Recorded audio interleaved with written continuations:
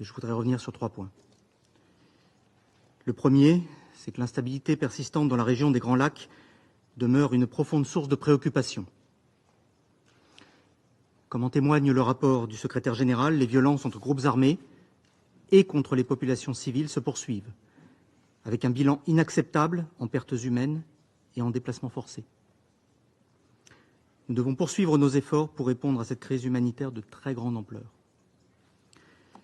Le M23 poursuit son expansion au nord et au sud Kivu et son contrôle sur les régions minières avec le soutien des forces rwandaises présentes dans le territoire congolais. Les FDLR continuent de se rendre responsables de violations des droits de l'homme. Les forces démocratiques alliées ont accru leurs attaques contre les civils en Ituri, mais aussi au nord Kivu.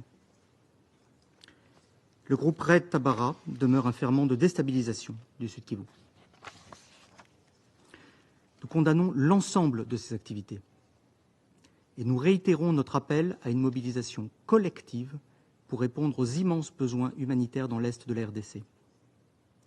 L'accord cadre pour la paix et la stabilité dans la région contient 3 principes cardinaux.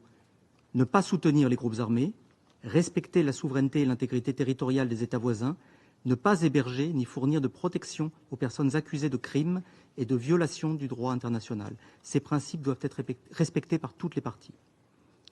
Madame la Présidente, second point, nous devons exprimer un soutien clair de ce Conseil aux efforts de médiation en cours pour parvenir à un accord de paix. Nous saluons le cessez-le-feu en vigueur depuis le 4 août. Il doit être respecté.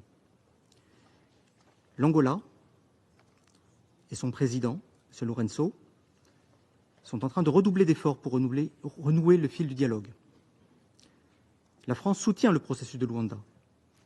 Le président de la République a échangé en marge du sommet de l'Organisation internationale de la francophonie à Paris, en fin de semaine, avec ses homologues, les présidents, donc M. Tshisekedi, M. Kagame, pour les encourager à poursuivre la négociation et aboutir au plus vite à un accord en vue d'établir une paix durable. Pour y parvenir, des avancées rapides sont nécessaires pour mettre en œuvre les engagements pris au titre du processus de Luanda, qu'il s'agisse du plan de retrait, de cantonnement et de désarmement du M23 et des forces rwandaises, comme du plan de démantèlement des FDLR. Il revient à ce Conseil de continuer d'apporter son soutien déterminé à la bonne exécution de ces engagements, ainsi qu'à la médiation de l'Angola et à l'ensemble des efforts régionaux. Troisième point, enfin, il demeure essentiel d'œuvrer au traitement des facteurs structurants de ce conflit. Je pense notamment à la traçabilité et à la transparence du commerce de minerais, aujourd'hui mis au service des activités violentes des groupes armés.